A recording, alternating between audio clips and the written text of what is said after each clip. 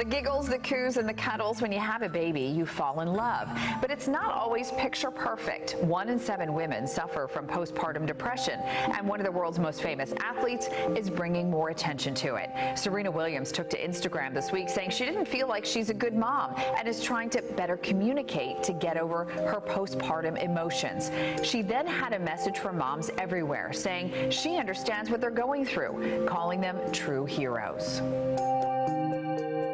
And look who's joining us this morning, our favorite person, Sunny Abata, whose blog tackles parenting and much, much more. Great to see you. I love being here, Aim. Thanks for having me, girl. Thanks for coming. So let's talk first about Serena, because a lot of people will discount her problems and say she has so much money, she can figure stuff out, she can hire people to help her, she can do this, she can do that, but we still struggle. Sure, and mental illness or mental disorder, whether it's postpartum related or not, doesn't care how much money you make, it doesn't care what status you have in life. These are real chemical changes that are happening in our brains as women, and more research is bearing out that you are actually a different person in your brain after you have kids. And I love that she's bringing this back up because it's been taboo for so long, this topic. It's true. And you think about somebody like Serena who people just think, oh gosh, she'll just bounce right back and she'll be out on the court and she'll be winning Grand Slams. It doesn't work that way. It doesn't. No, it changes, I mean, it changes your body, obviously, and it changes your priorities. I mean, as much as we want to be able to take care of ourselves or pursue our careers or our hobbies in the same way, you can't do it. And I think we felt so guilty, I think women for a long time, for not being that exact person that we were before kids, but it's okay. You're a completely different person. And the earlier we start to have these conversations about how we've changed woman to woman, the easier I think it becomes for new women, new moms coming onto the scene to say, okay, this is normal, this is okay. Why do you think we still have issues talking about postpartum? Why is it still going on? Because I think a lot of people have been very open about it. Yeah, I know, and I've talked openly about online and on Facebook.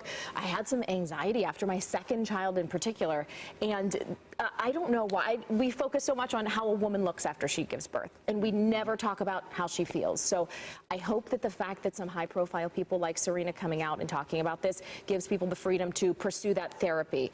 I'm a huge advocate of pursuing therapy or going to your doctor. And so many employers cover it. I think that's the other. Most people are just even embarrassed to go to the HR department and ask, but most employers do cover it. Oh yeah, and believe me, they have heard it all in HR. You're not telling them anything they haven't seen before.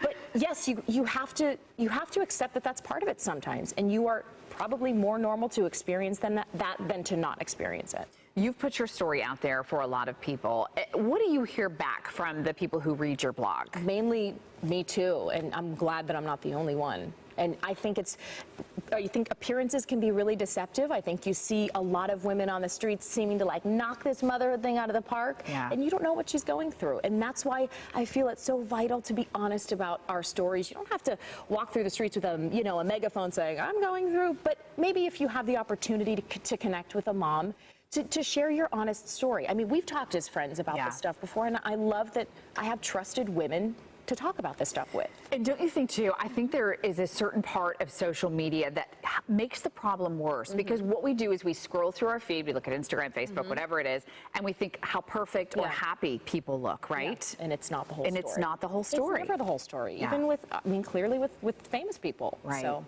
all right, so we asked our followers, by the way, if they suffered from postpartum depression, what they had to deal with, and we want to read some of your comments. Here's a comment from Kim, and she says, I had postpartum. Mine was 35 years ago, and we didn't know much about it until I was on a heavy beta blocker and an antidepressant. Don't remember most of my son's first year.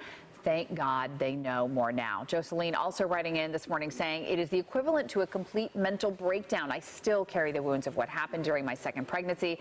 After giving birth, I completely detached myself from everything and everyone. That gives me goosebumps. Yeah. And Jessica writes in, only with my first pregnancy was so bad that I didn't want to go to the nursery to see my babies. All I could do was cry. Luckily, I had a strong support system. They talked and allowed me to talk, kept me company, and gave me time as I was still adjusting. And it really does. You hear those stories and you think there's such a common theme there. Yeah. They felt alone, and you're not. And it doesn't have to take the form of anything really extreme. If you're feeling blue or down, just like these ladies did, find someone you can trust to talk to, and maybe they can encourage you to go talk to someone. So that's the best advice. Thank you, Sunny. We love having you. Thank you for being here.